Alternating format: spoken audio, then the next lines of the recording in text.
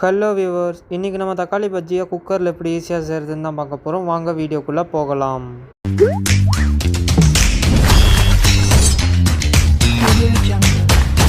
First ஸ்டவ்வை பற்ற வச்சுட்டு குக்கர் எடுத்து அடுப்பில் வச்சுருங்க.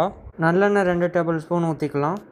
எண்ணெய் காஞ்சதும் கடுகு 1 ஸ்பூன், வெந்தயம் கொஞ்சமாக சேர்த்துக்கோங்க. நிறைய சேர்த்திங்கன்னா கசக்கும். 10 பல் பூண்டு சேர்த்து ஒரு கிளறி விடுங்க. பூண்டு லைட்டாக கலர் சேர்ந்தோடனே கொஞ்சமாக கருவேப்பிலை, 2 காஞ்ச மிளகா, 2 பச்சை மிளகா சேர்த்து ஒரு வதக்கி விடுங்க. இந்த ஸ்டேஜில் நம்ம வெங்காயம் சேர்த்துக்கலாம். நான் இன்றைக்கி ஒரு பெரிய வெங்காயம் எடுத்திருக்கேன். நீங்கள் சின்ன வெங்காயம் கூட சேர்த்துக்கலாம். எனக்கு எக்ஸாம் நடந்துகிட்டு இருக்கனால யார் உட்காந்து அந்த சின்ன வெங்காயத்தை உள்ளிக்கிறதுன்னு சொல்லிட்டு பெரிய வெங்காயமே சேர்த்துட்டேன். சின்ன வெங்காயம் போட்டால் தான் டேஸ்ட்டாக இருக்கும், அதனால் சின்ன வெங்காயமே சேர்த்துக்கோங்க. இதை ஒரு வதக்கி விடுங்க. எல்லாமே கொஞ்சமாக வதக்கினாலே போதும், ஏன்னா நம்ம குக்கரில் வச்சு தான் விசில் விட போகிறோம்.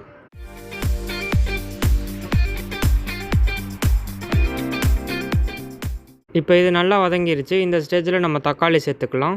நம்ம இன்றைக்கி 7 பெரிய சைஸ் தக்காளி எடுத்திருக்கோம். எங்கள் ஃபேமிலியில் 4 பேர் இருக்கனால 7 எடுத்திருக்கோம். உங்கள் ஃபேமிலியில் எவ்வளோ பேர் இருக்காங்களோ அதுக்கு தகுந்த மாதிரி எடுத்துக்கோங்க. இப்போ இதை லைட்டாக வதக்கி விடுங்க.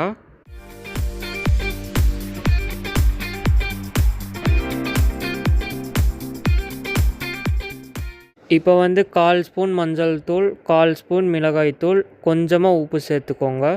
நீங்கள் மிளகாய்த்தூள் சேர்க்குறதா இருந்தால் சேர்க்கலாம், இல்லாட்டி விட்டுறலாம். மிளகாய்த்தூள் ஆப்ஷனல் தான், ஏன்னா நீங்கள் ஆல்ரெடி மிளகாய் போட்டிருக்கீங்க. இதை ஒரு கிளறி விடுங்க. நம்ம வீடியோவை நிறையா பேர் பார்க்குறீங்க, ஆனால் சப்ஸ்கிரைபே பண்ண மாட்டேங்கிறீங்க. கொஞ்சம் சப்ஸ்கிரைப் பண்ணி சப்போர்ட் பண்ணுங்கள். அடுத்தது என்ன செய்யலாங்கிறத கமெண்ட்டில் சொல்லிட்டு போங்க. கண்டிப்பாக செஞ்சு போடுறேன். நான் காலேஜ் போயிட்டு வர்றதுனால வீடியோஸ்லாம் பொறுமையாக தான் வரும். இந்த ஸ்டேஜில் நம்ம ஒரு 1/2 டம்ளர் தண்ணி ஊற்றிக்கலாம். தண்ணி ஊற்றுனதுக்கப்புறமா இதை ஒரு கலக்கி விட்டுட்டு குக்கரை மூடி வச்சிடலாம். மூடி வச்சதுக்கப்புறமா மீடியம் ஃப்ளேமில் வச்சுட்டு 4 விசில் விடுங்க.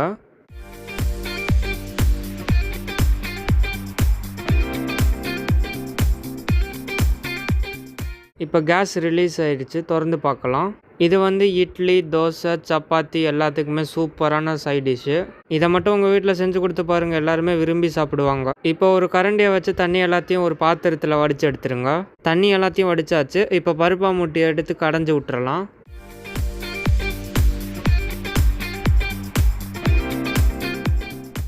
இப்போ இது நல்லா கடைஞ்சாச்சு. இப்போ நம்ம வடித்து வச்சுருந்த தண்ணி எடுத்து திரும்பவும் இதுலேயே ஊற்றிடலாங்க. அவ்வளவு தாங்க, அருமையான தக்காளி பஜ்ஜி ரெடி ஆயிடுச்சு. இதை மறக்காமல் உங்கள் வீட்டில் செஞ்சு பாருங்கள். இந்த வீடியோ உங்களுக்கு பிடிச்சிருந்தால் லைக் பண்ணுங்கள், கமெண்ட் பண்ணுங்கள், ஷேர் பண்ணுங்கள். மறக்காமல் சப்ஸ்கிரைப் பண்ணுங்கள். தேங்க்ஸ் ஃபார் வாட்சிங்.